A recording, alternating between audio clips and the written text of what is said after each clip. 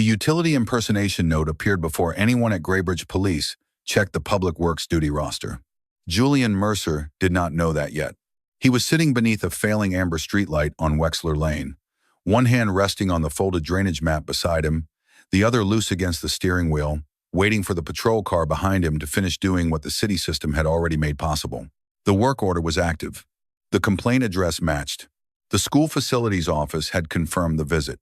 The sinkhole was less than 50 feet from where his car had stopped.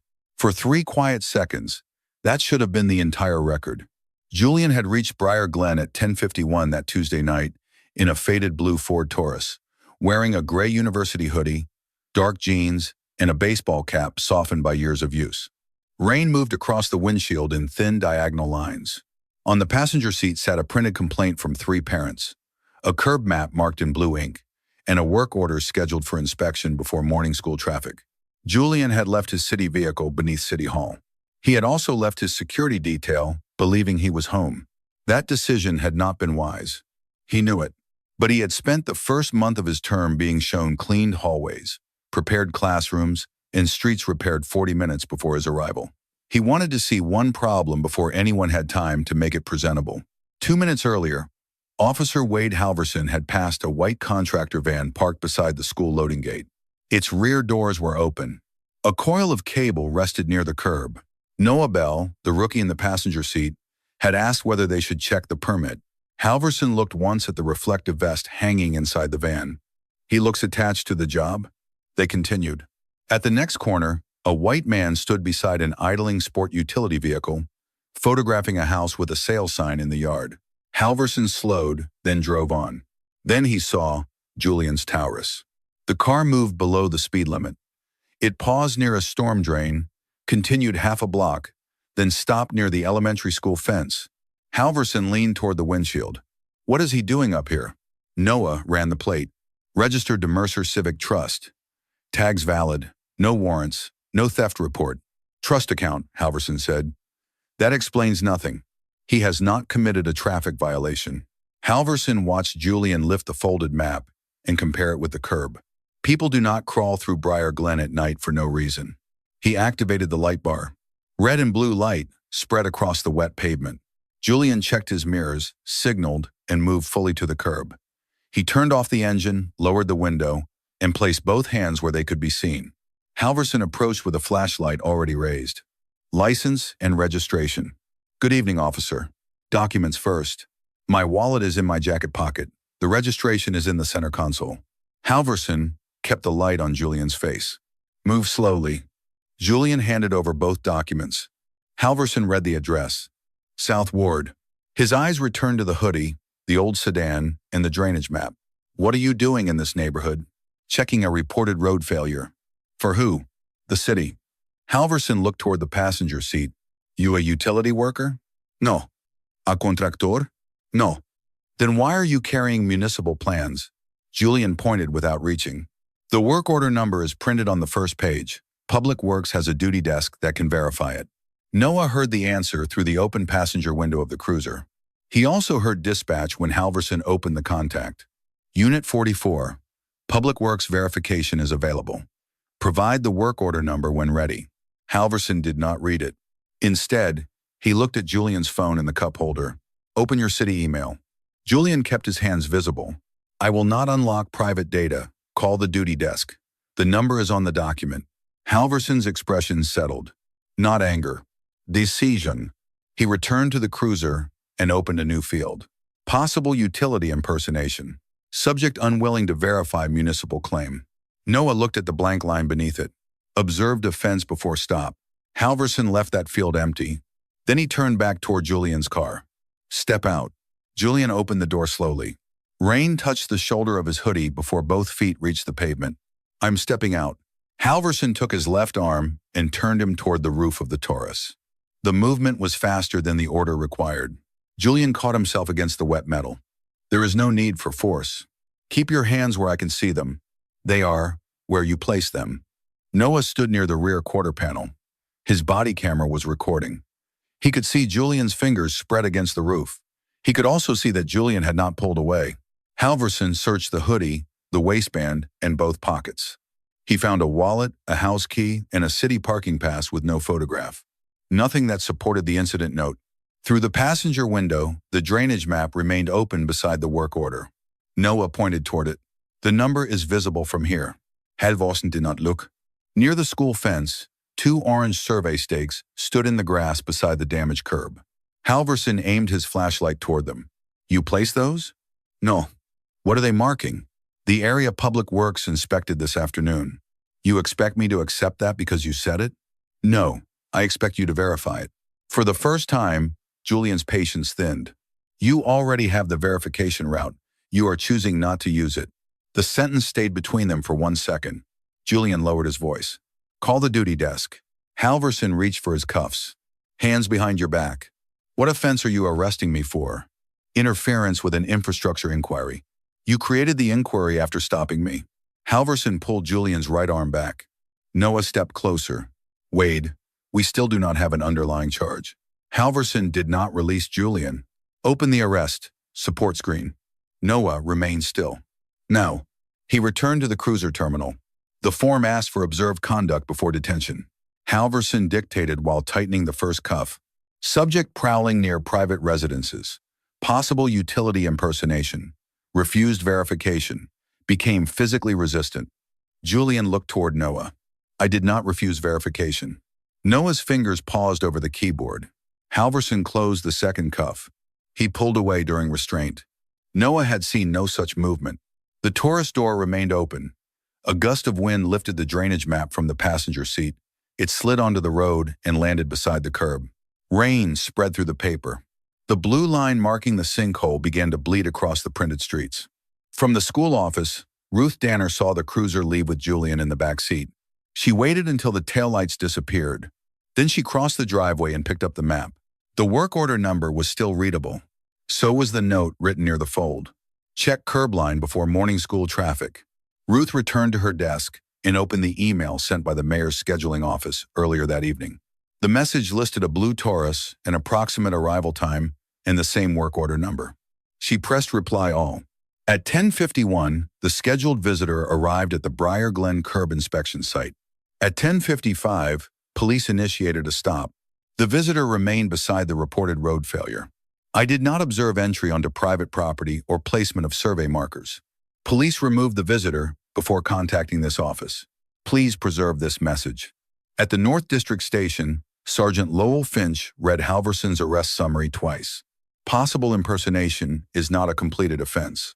He refused to prove his city connection. Julian stood at the booking line with the cuffs still on. I offered the duty desk, the work order, and the school supervisor. Finch looked at Noah. Noah said, he did provide the work order number. Halvorsen turned toward him. He delayed the contact. That is not what he said, Julian replied. Finch rubbed one hand across his face. He did not reject the arrest. He selected temporary detention review and ordered Julian placed in an interview room. Halvorsen opened the partner confirmation field. Approve it. The statement read, Officer Bell observed the subject pull away during restraint. Noah stared at his own badge number beneath the sentence. He pressed accept. 40 minutes later, Finch entered Julian's name, date of birth, and emergency contact into the custody system. A warning filled the screen. Protected municipal identity mismatch. Preserve all associated records. Supervisor review required. Finch called Commander Denise Hart. Upstairs, Hart opened the CAD history. The light bar activation appeared first. The utility impersonation note appeared later. She opened the cruiser audio. Julian had offered the verification route twice. She opened the report history. The resistance detail had been added after arrival at the station. Hart locked the CAD file, booking video, cruiser audio, vehicle location record, and every report draft connected to the stop. In the bullpen, Halvorsen continued typing.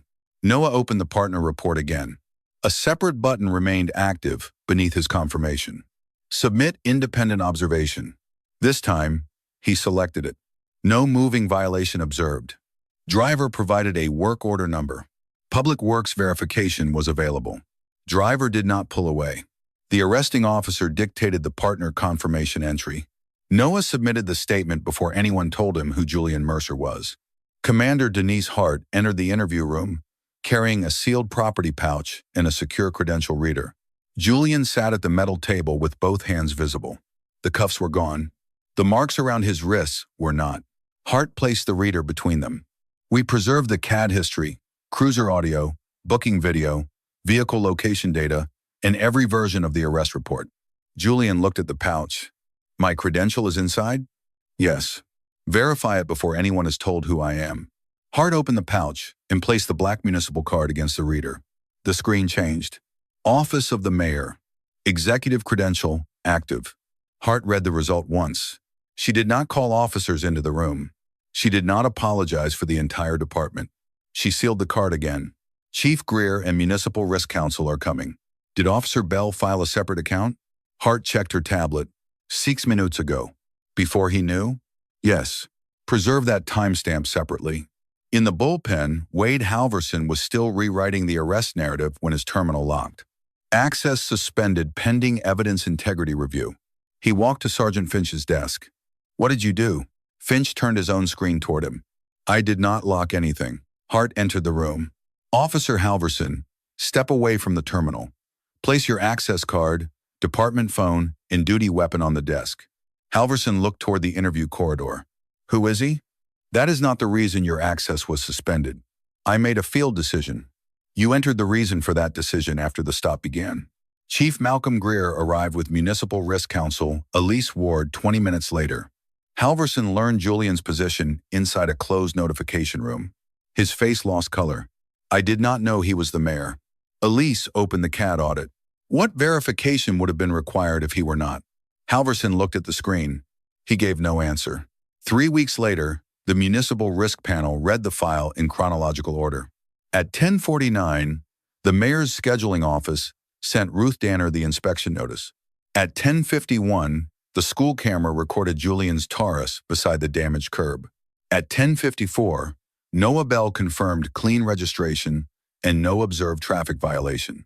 At 10:55, Halvorsen activated the emergency lights. At 10:56, he entered possible utility impersonation. At 10:58, dispatch offered public works verification. At 10:59, Halvorsen entered subject unwilling to verify. At 11:03, cruiser audio recorded Julian giving the work order route again. At 11:05, Halvorsen ordered the arrest. At 11:42, he added that Julian had pulled away during restraint. At 11:47, Noah submitted an independent report stating that no such movement occurred. Elise placed the rain-damaged drainage map inside a clear evidence sleeve. The electronic work order appeared on the screen beside it. The map did not prove Julian was mayor. It proved why he was there before Halvorsen invented a different reason. The panel then played Halvorsen's own audio, Julian offering the duty desk, dispatch offering verification, Noah saying there was no underlying charge, Halvorsen ordering him to approve the arrest screen anyway. The final finding did not call the incident a misunderstanding. It called it an unlawful stop, followed by post-contact fabrication. Halvorsen was terminated for cause. He was not permitted to convert the termination into retirement or a voluntary resignation in good standing. His certification was referred to the State Board for revocation. The file was also sent for federal civil rights review. 6 earlier stops containing the same pattern were reopened. 2 citations were voided. 1 towing charge was refunded. 3 former detainees received formal notice that the city was reviewing compensation and correcting their records. Noah lost his field training certification and served a 30-day patrol suspension. He was required to amend the partner confirmation field under his own name. The original entry remained visible beneath it, confirmed despite contrary observation. His later report was also preserved. He had failed at the roadside. He had stopped the false version from becoming the only version. Sergeant Finch lost custody approval authority for 6 months. Commander Hart remained in command, but an outside reviewer took control of dishonesty complaints for the following year. Chief Greer was placed under a council performance order, requiring public quarterly compliance reports. Graybridge changed the system itself. Discretionary stops required an observed act to be entered before emergency lights were activated. CAD displayed pre-contact and post-contact entries in separate fields. A refusal entry required the exact request, its legal basis, and the person's actual response. Resistance arrests required a stated underlying offense. Partners received an independent reporting channel that training officers could not edit. Booking supervisors had to reject custody records when probable cause appeared only after detention. Repeated post-contact justification triggered automatic external review. The sinkhole was repaired before school opened the following Monday. There was no ceremony. Weeks later, Julian sat at his kitchen table while his daughter built a watershed model from cardboard and blue paper. A clean replacement map rested beside her unfinished riverbed. She asked what happened to the first one. "It stayed with the evidence," Julian said. He folded the new map along its printed lines, set it beside her project, and turned off the kitchen light. "This is a fictional story.